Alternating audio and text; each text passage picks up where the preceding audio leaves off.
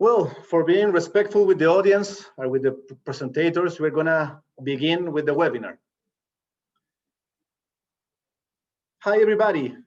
Thank you all for being connected in the first webinar of the year, organized by CFA Society Chile with the help of CFA Institute. My name is Pablo Ursúa, member of the board of CFA Society Chile, and I'm gonna be the moderator today. Today's webinar is called CFA Program and the Transition to Computer-Based System Exams. We will talk about the big changes that the Institute decided to perform on the structure of the CFA program. At the same time, it's important to highlight that all three levels will be impacted with this decision. Well, to have a reachful discussion about these big changes, we invited two senior managers that work in the headquarters of the Institute. Michelle Locks, Senior Director of Exam Development, and Christina Fitzgerald, Project Manager of the CFA program. Welcome, Michelle and Christina. It's important to mention that our audience today is composed mainly on CFA candidates from Chile and other countries in Latin America. One of the goals of this webinar is to generate certainty about the CFA program new structure and to decrease any anxiety that the candidates may have. The idea is to have a 20 to 30 minutes presentation followed by a round of questions that we will choose from the chat that is available in the platform. We thank our main commercial sponsors that have been with us during the last year, Scotiabank, HMC, and Moneda Asset Management. Please remember to keep the microphones mute and the cameras off. Christina, Michelle, it's a pleasure to be with people that did work on the project. Thank you very much. You can begin with the presentation. Thank you so much, Pablo. I'm going to share my screen. Bring up some presentation slides. I hope that you all can see that. I'll quickly introduce myself, allow Michelle to introduce herself, and then we'll get going with the presentation.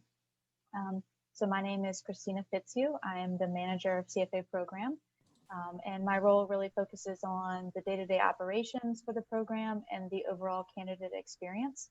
I've been with CFA Institute for about a decade, previously focusing on the CIPM program, but for the past 5 years have been solely focused on CFA program. Michelle, would you like to introduce yourself? Sure. I'm Michelle Locks. I earned my CFA charter many years ago and had a wonderful career as a portfolio manager, managing high net worth individuals. Spent a lot of time doing some consulting work for CFA Institute, grading the exams, writing the exam questions. So 6 years ago, I decided it would be great to go work for CFA Institute full time and get to be a part of this. So I'm in the exam development division.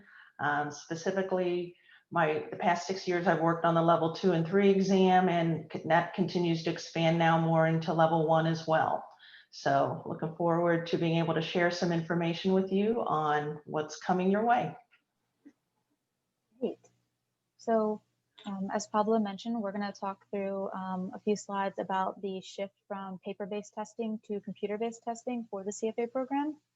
And then we'll share some details specifically about the upcoming February 2021 exam and some options that are available to candidates. So we'll first start off by discussing some of the basics of computer-based testing. So as many of you know, CFA program has been administered via paper and pencil since the first exam in 1963. So this transition to computer-based testing is really a historic milestone for CFA Institute and all of our candidates. Beginning this year, all levels of CFA program will shift to computer-based testing. And so what we mean by computer-based testing is, not that people will be at home testing on their laptops in their pajamas. You will still be required to go to a physical test center, but the exams will be conducted on computers instead of paper and pencil.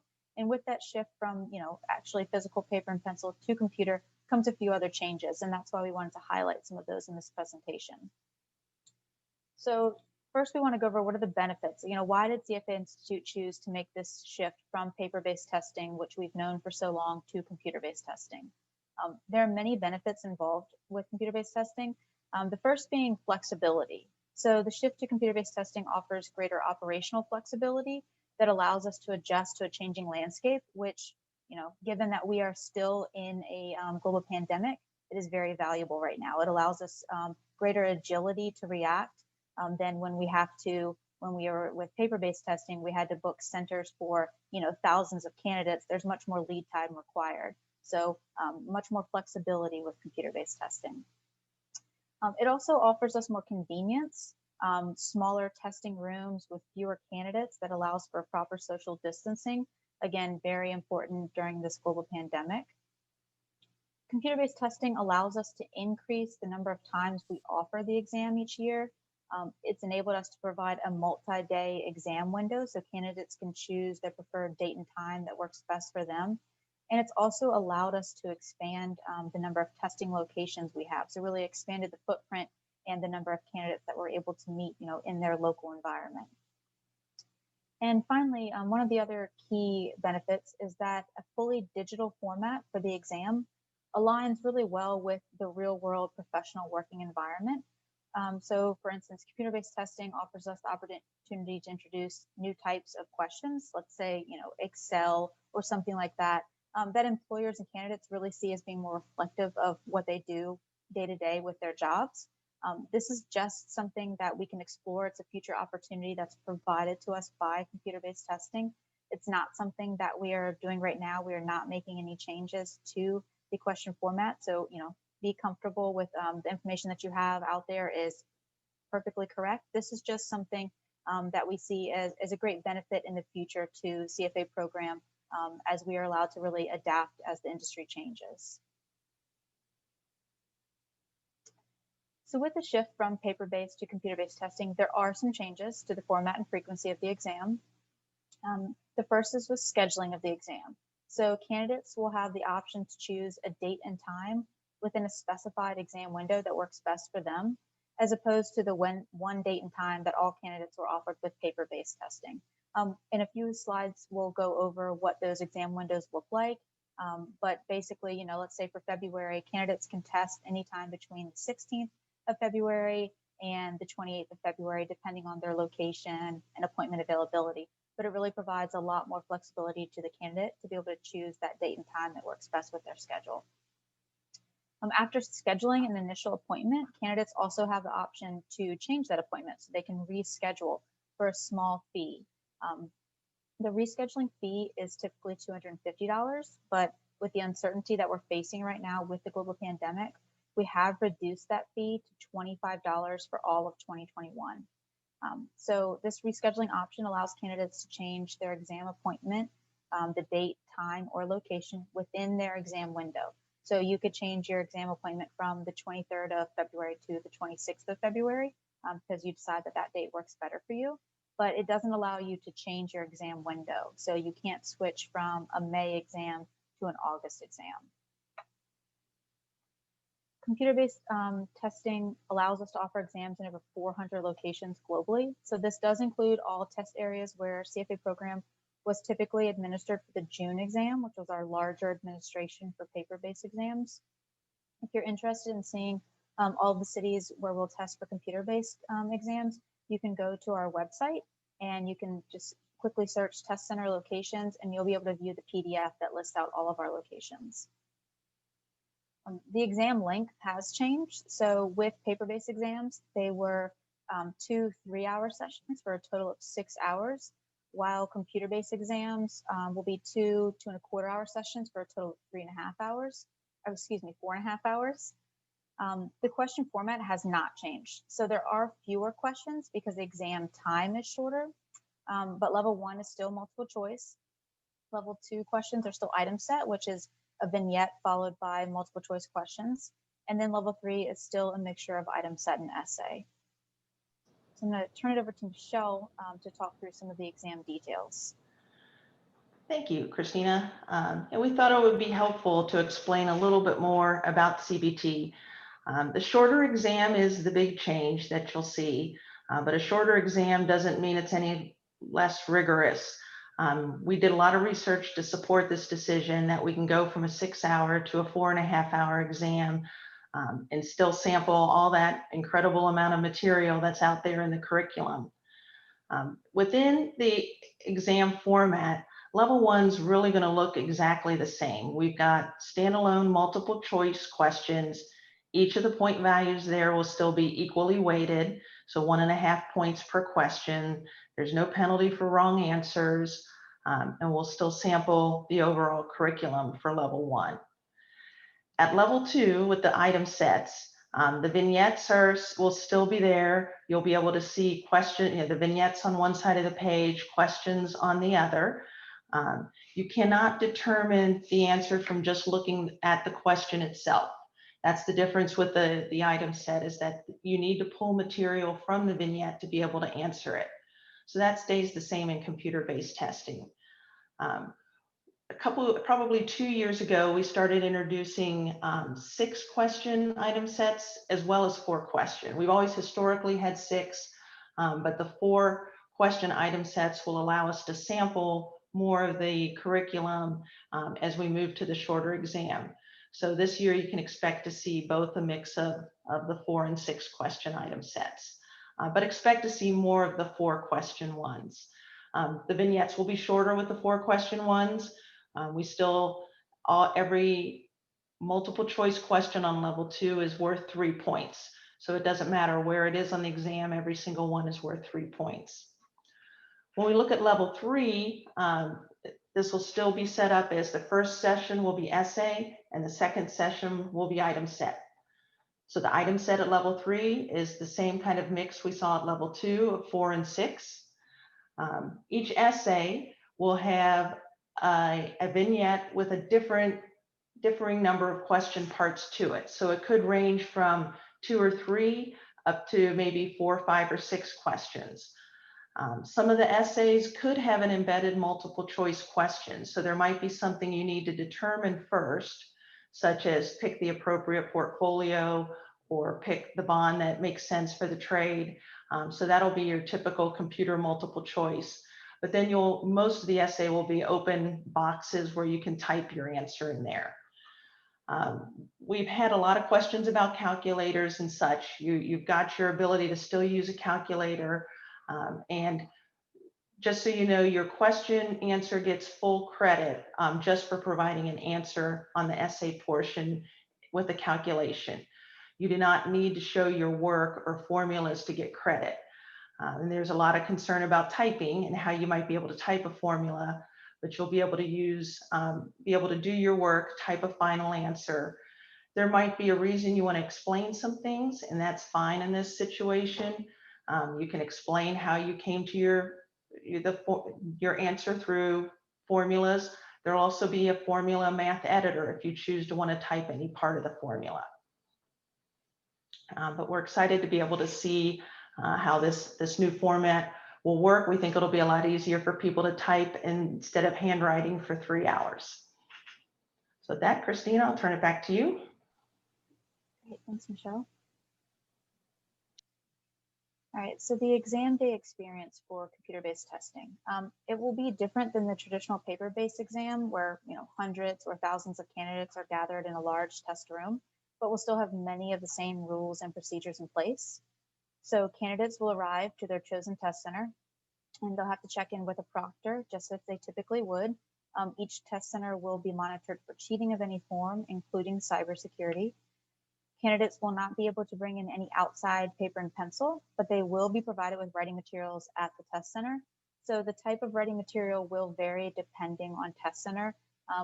Most test centers will use a whiteboard and dry erase marker, but some are using regular paper and pencil during the pandemic because they don't want to use reusable items. So, while the type may vary, you will definitely be provided with writing materials so you can make notes or work through formulas as needed. And as Michelle mentioned, you will still be able to bring an approved calculator. Each exam appointment will look similar. So after the candidate gets checked in, the time portion of the appointment will begin. There's time at the front end for a candidate pledge, a tutorial on how to use the software, and a short survey. The timed exam will then begin with session 1. There's an optional 30-minute break at the end of session 1, and then session 2 begins. Prometric, our testing vendor, has a great video on their website that shows you what you can expect on exam day. So it'll walk you through the arrival and check-in process, including changes due to the pandemic and social distancing requirements. So I would encourage everyone to review that video ahead of time to make sure you're comfortable as you get ready for your exam appointment. And again, that's available on Prometric's website. And you can just go to their website and you can kind of, search exam day experience, something like that, and you'll be able to locate the video pretty easily. So pricing for CFA program is dependent on when the candidate registers. So the earlier you register, the lower the price. There is a one-time enrollment fee paid by all new level 1 candidates of $450. And then we have an early registration fee and a standard registration fee. The standard registration fee is $1,000 and the early is $700. You can see the full schedule of deadlines on our website, but I would, of course, encourage you to register sooner rather than later if you're interested so that you can save that extra $300. In 2021, the level 1 exam will be offered in February, May, July, August, and November. So a lot of options for level 1. And all 3 levels will be offered in May, August, and November. As I mentioned, the full registration schedule with all of our deadlines, as well as the exam windows for each of these, is available on our website. An important note for candidates as you're thinking about your candidate journey through the program is that there must be a minimum of 6 months between exam sittings. So if you sit for level 1 in May, you cannot sit again for level 1 or level 2 until November. That's a lot of information we're throwing at you in this presentation. Everything here is included on our website, but we just want to highlight some of the important things for you to remember. So the 6 months in between, it helps to know that up front as you're planning out your journey. We also have a helpful pathing diagram on our website that shows you, if you sit for level 1 in May, then you can sit for level 2 again in November, and then level 3, the following year. So it can help you plan that out and see when you'll be able to achieve the charter. The 2022 exam schedule will be different than 2021. So we've had to make some adjustments to the 2021 calendar because of the pandemic. But what you see here will be our normal testing windows. So level 1 will typically be offered 4 times a year in February, May, August, and November. And level 2 and 3 will each be offered twice a year in alternating windows. So level 2 in February and August, and level 3 in May and November. And we do expect that this 2022 schedule will remain in place for the foreseeable future. So a big difference between the paper-based experience and this new computer-based format is that registration and scheduling is a 2-step process. We saw a lot of candidates have issues with this with the February exams. We really want to be sure to highlight this so future candidates don't make those same mistakes. So to register for an exam, a candidate simply logs into their account, the CFA Institute website, and completes the registration process just as you typically would for a paper-based exam. This includes, choosing the exam cycle, providing requested information, and providing payment information. After you've completed registration, you will have the opportunity to select an exam appointment that works best with your schedule. And this is provided through our computer-based testing vendor, Prometric. To do so, you log into your accounts, go to the CFA program tile, and from there you'll see this option you can see the screenshot on your screen here where it says schedule your exam. You click on that link, it will take you to Prometric's Pro Scheduler tool. You'll be able to see all of the available appointments. You can search by city, location. Maybe you're not going to be in your home location during the exam window, so you can choose to sit somewhere else. That is totally fine, but you can see all of the available appointments once you click that schedule your exam button. But this is a step that you have to complete in order to be able to sit for the exam. And there is a scheduling deadline. So we'll send you a lot of reminder emails, but please be sure to review our website to make sure you know what those deadlines are. And I would definitely encourage you to schedule your exam appointment as early as possible because all of the appointments are available on a first come, first served basis. So once you're a candidate in the CFA program, you get access to a lot of great tools. Most of them are available here through the candidate resources page. This is available on our website. If you log in, you'll be able to access it from the CFA program tile, or you can navigate to it through the normal navigation buttons at the top of the web page. I wanted to point out a couple of key items here. Of course, everything is important, but these two I think are really important for all candidates to know. The first is in the top left, and it's of course the learning ecosystem. So this takes you out to our learning ecosystem, which houses all of the CFA program curriculum, as well as the end of reading questions and mock exams. It helps you, it has a countdown to the exam, and it can really help you with your studies. It has an adaptive model so that it can, help you with areas where you're not as strong and move you more quickly through areas where you have a lot of knowledge already. So I really encourage all candidates to take advantage of the learning ecosystem and all that it has to offer. And the second item that I want to point out here is in the center under the prepare column, and this is the exam software tutorial. This tutorial will help you familiarize yourself with the software features for computer-based testing. So that you feel a bit more comfortable when you go in on exam day, you know exactly what you're going to see on the screen. It's not a mock exam with CFA program related questions, but it'll show you how you can move from one question to the other, what the screens look like, how you make your selection choice for the correct answer, and things like that. So again, really helpful for candidates to be familiar with this ahead of time. So log into your candidate resources and check out that exam software tutorial. So now I'm going to go into some specifics about the February 2021 exam. I know not everyone here is a level 1 candidate, so I'll try to move through these quickly, but Michelle and I will of course be available at the end to answer any questions that you will have. So just like with the December exam, our goal remains to hold the CFA program exams wherever possible in accordance with local government and health regulations. All Prometric test centers have extra safety measures in place. These include social distancing and requiring all candidates to wear face masks at all times while inside the venue. Prometric will notify candidates if their exam appointment needs to be canceled, but at this time, we have not canceled any February exams. So we are set to move ahead with all scheduled appointments for the February exam as of now. So, even though no February exams have been canceled, we do understand that there's a lot of uncertainty and discomfort with candidates right now. So with that in mind, we did recently announce last week that all scheduled February candidates will be given the opportunity to defer to a future exam in 2021. Specifics on when you can do this, how you can do this, and at what exam windows will be available will be shared on the 2nd of February. So more details to come on that, but we do hope that sharing this information up front will help to alleviate some of the stress that some candidates are experiencing right now. We also recently announced that we are exploring a limited capacity online proctor testing exam. This is also referred to as remote proctoring. So this would be an option for some candidates whose February exams are canceled due to COVID. Online proctor tests means you are at home testing on your laptop, could be in your pajamas if you'd like, and you're being monitored by a proctor that's remote. So somebody would, look in on you and be able to observe what you're doing to make sure no cheating is occurring.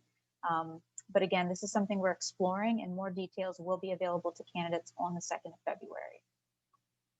All scheduled candidates for February should have received an email from CFA Institute outlining all of this information that I just shared.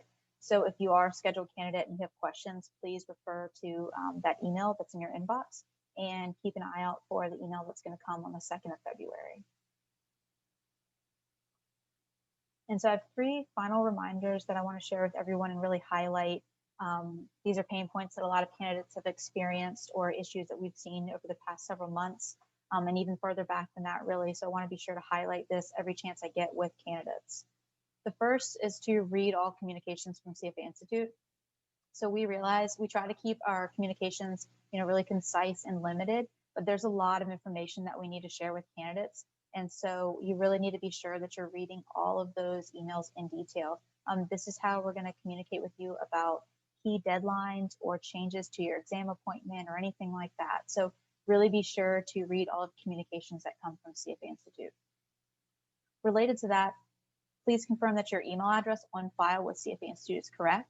So this is our main way to communicate with candidates. And if we can't reach you, or if those emails are not able to be delivered, or they go to your junk mail, then it's really not helping anybody. So please be sure that your email address on file is correct. If you think you should have received emails and you haven't, you can reach out to our customer service, by phone or email, and they can help you make sure it's right in the system and help you with adding that to your spam filter to make sure it doesn't get caught there. And then finally is to please review your CFA program tile. So I've mentioned that a couple of times throughout this presentation, and it's really a key area on our website where you can go to see all the information related to you specifically. So it can be accessed by logging into our website and selecting My Account. And from there, you select CFA program, and that will show you, it'll confirm your registration for the exam that you chose, and it'll show you your exam appointment information, as well as if you haven't scheduled, how you can schedule or reschedule. All the really important information that you need to know related to exam day is right there. There's also the link to candidate resources available from your CFA program tile. So kind of your one-stop shop where you should be going to make sure all of your information is correct and that you're doing what you need to do to make sure you're successful on exam day. So that concludes the presentation. Thank you so much for your time, and Michelle and I are available to answer any questions you may have. Well, thank you both, Michelle and Christina, for the complete presentation.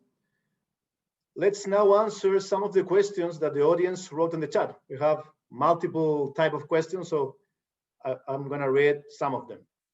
Well, the first one, you can both answer if you feel comfortable with. We can summarize the big changes in, first one, move from a paper exam to a computer-based exam. The second one, the exam length will pass from 2 windows of 3 hours exam to 2 windows of 2.25 hours exam. Also will suffer a modification of the quantity and type of questions. The third one, there will be a window of X amount of days to sit for the test. And the availability of the exam for each level will be twice a year instead of having that option just for level 1. Something else?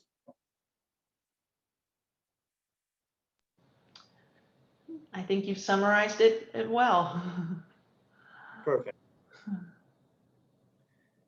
The second one, the computer-based system testing is prepared for an additional extension of pandemics, meaning that we can sit for the test anywhere. So computer-based testing is a bit more pandemic proof than our paper-based model.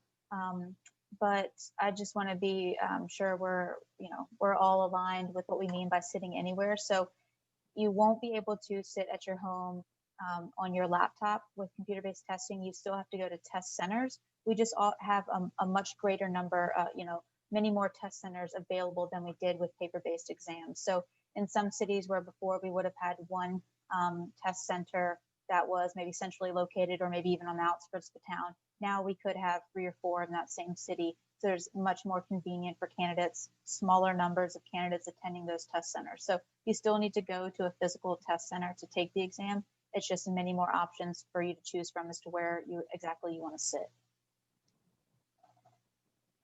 Perfect, very clear answer. Another one, why was chosen a computer-based exam and not an 100% online option for the whole program, as we can see in other testings or certifications, etc.? So that's a great question. There was specific criteria that our leadership team internally, as well as our board of governors, were looking at in order to kind of explore the option of online proctor testing or remote proctoring. As you can imagine, there's a lot of challenges with shifting models completely. So we were already in the midst of changing from paper-based testing to computer-based testing. And so we already had a vendor lined up, and we knew the process, and we'd been working on the back end to get everything set. So we were better equipped to transition to computer-based testing for all levels instead of to online proctor testing. there are also many challenges, from a security standpoint. There are specifics with online proctor testing that the candidate requirements that a candidate has to meet in order to be able to test. So regardless of whether we decide to offer remote proctoring or not, our vendor requires candidates to have certain, operating system on their computer. So your computer has to have certain specifications. You have to have certain internet speeds. You have to be able to be in a room by yourself for the duration of the exam with nobody else coming in or out. So those are some requirements and restrictions that all candidates wouldn't be able to meet. And so we want to make sure that we are still being open and available to as many candidates possible. And computer-based testing was the best option for us. As I said, we're going to explore online proctor testing to see if we could use that in limited areas where the exam is disrupted to the point where candidates aren't able to go to the computer-based testing centers. But right now, computer-based testing is the best option for CFA Institute and for the CFA program for a number of reasons. Thank you, Christina. Here's another one. The syllabus, content, and weights of each topic will be the same or will suffer changes with new structure? I'm happy to take this one. The topic weights will be the same for each level. Those can change from year to year, but that there is no change from last year to this year. So in the future it could, but that's based on input we receive from the industry if we choose to change the topic weights. So the curriculum, as you may or may not be aware, was frozen. So there was no 2021 curriculum. So everybody testing in this year is using last year's curriculum from 2020. So that'll continue through this year with the same topic weights, but then anybody taking the exam in 2022, that'll be the time that we introduce the next new curriculum. Perfect. This one is very interesting. 2021 is going to be a year of transition. How does the implementation for level 1, level 2, and level 3 will be managed? To my mind comes mock exams and practice questions are released with the old structure or the new structure by the CFA curriculum. And the other one, the approved exam preps will count with all the material. And related to the exam preps, what about the calibration of the difficultness that the exam preps will have? Because everything is new this year. I can start with this, Christina, and then if you have anything to add, please go right ahead. We work a lot closely with our different people, the exam providers. Our mock exams are developed in-house by us.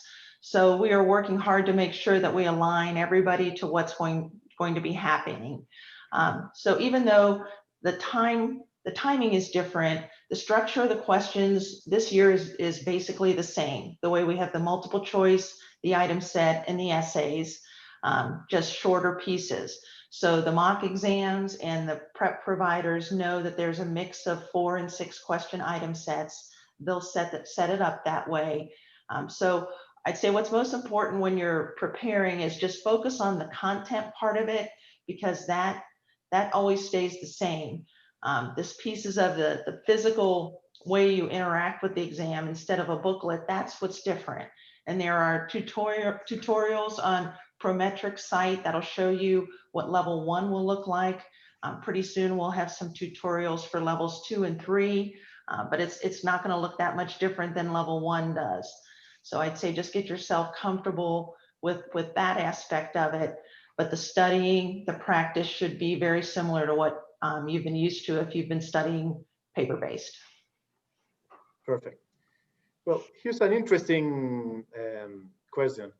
We will need to bring our own computer, or there will be computers in the test center? So for computer-based testing, our vendor Prometric will provide all computers. So you do not need to bring a computer. You need to bring your passport and for your identification purposes, and your approved calculator to make sure you can work through any calculations required on the exam. More information, of course, is available on our website about personal belongings and all of that, but no computer is required. And actually, it's best that you leave any sort of electronics or valuables at home. Great, great. For the exercises, is there gonna be the option to make calculations by hand, or everything must be done on the computer? Is there an option for what? Did you say? To make the calculations of the exercises by hand, or with paper, with a pencil, or everything must be calculated with your own calculator and write on the program on the computer? Yeah, you'll be able to use one of the two approved calculators. You cannot bring paper into the exam, but there will be a board, like a whiteboard, that you can do your work on.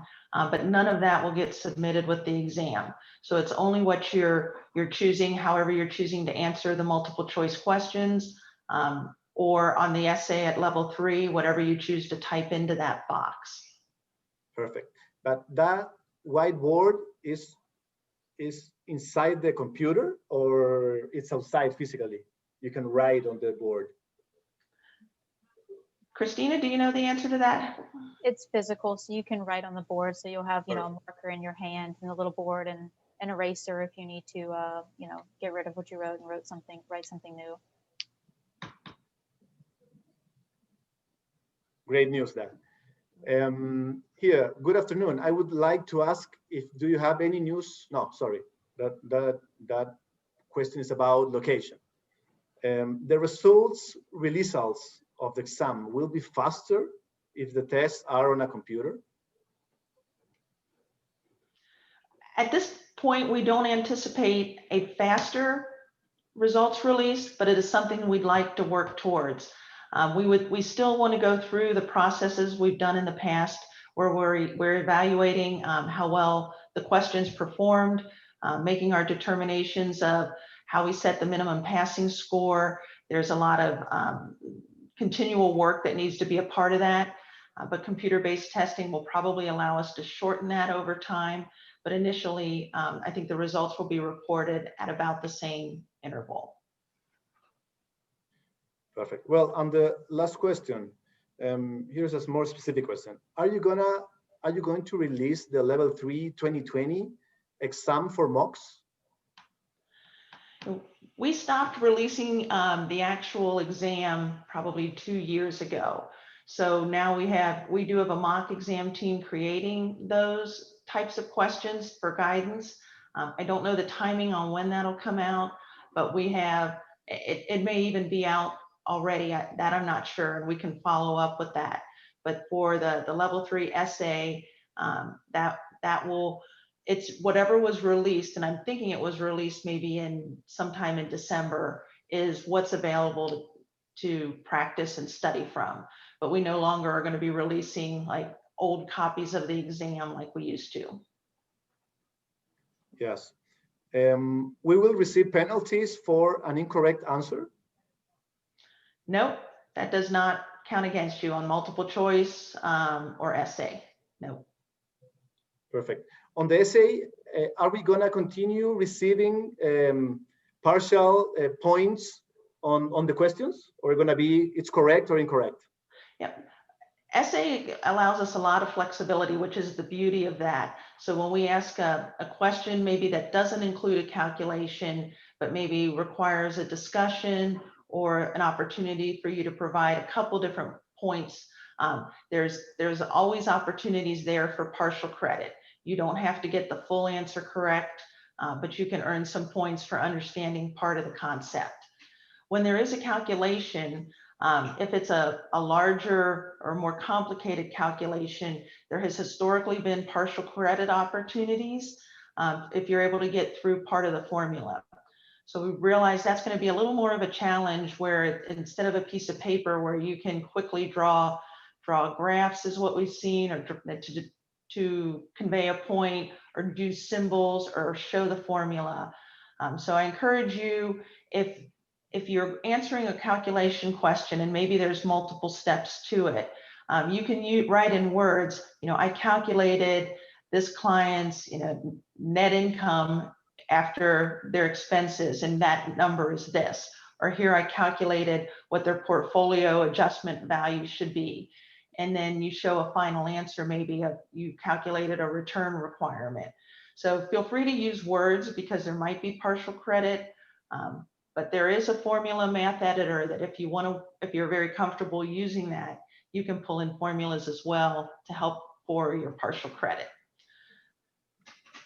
Perfect. Well, here we receive a very specific question, but I want to read it for you. We know that in the previous years, a portion of each subjects were tested in each session, but from 2020 onwards, that will change, at least for level 1 exam. Now, in the morning session, it will be tested only 4 subjects with risk management, ethics, quants, and economics. In this regard, I would like to know if that means that the morning 4 subjects will weigh 50%, and also if that structures apply to level 2 exam. Yeah, with level 1, the weights will be equal. So whatever is tested in the morning, the afternoon session is the same amount of points. So the way that we've set up level 1 is there's going to be certain subjects tested in the first session and different subjects tested in the second session. So once it's come and gone in the first, you don't have to worry about it showing up again in the second session. Levels 2 and 3 will be different. There you'll have a mix of questions in both the first and the second sessions. So you might have you could have ethics in the first session, you could have ethics again in the second session. And the difference here is we're dealing with larger pieces when we write these item sets and essays. So it's harder to say, to be real prescriptive and group them all into one area. So we thought it would be best to let you know that it'll be varied for level 2 and 3, but you have some clear guidelines for level 1. Well, on the last one, we're not receiving more questions. Would it be possible to include in the training environment a simulation, just to get familiar with the software we will use? So that is the exam software tutorial that I touched on in the presentation. It is a simulation of what the software will look like during the exam. And so that is available to all registered candidates. If you visit your candidate resources page, you can see the link to exam software tutorial down there. You can click on that and it'll take you to pull up on your screen exactly what it'll look like. So you can practice selecting answers, flagging questions so that you can come back to them and get familiar with it that way. So that is definitely an option, and you can find that in your candidate resources. Great. Well, time passes flying. We have been in a conversation for almost 45 minutes. Again, Michelle, Christina, thank you very much for your time and for sharing with us all the main changes that the CFA program will perform, and doing it in a very clear way. It was really a pleasure to have you both with us today. And to our audience, have a productive time studying, and remember that we, as the local society, will walk you through the process and provide support when necessary. Thank you very much. Bye-bye. Thank you. Bye-bye.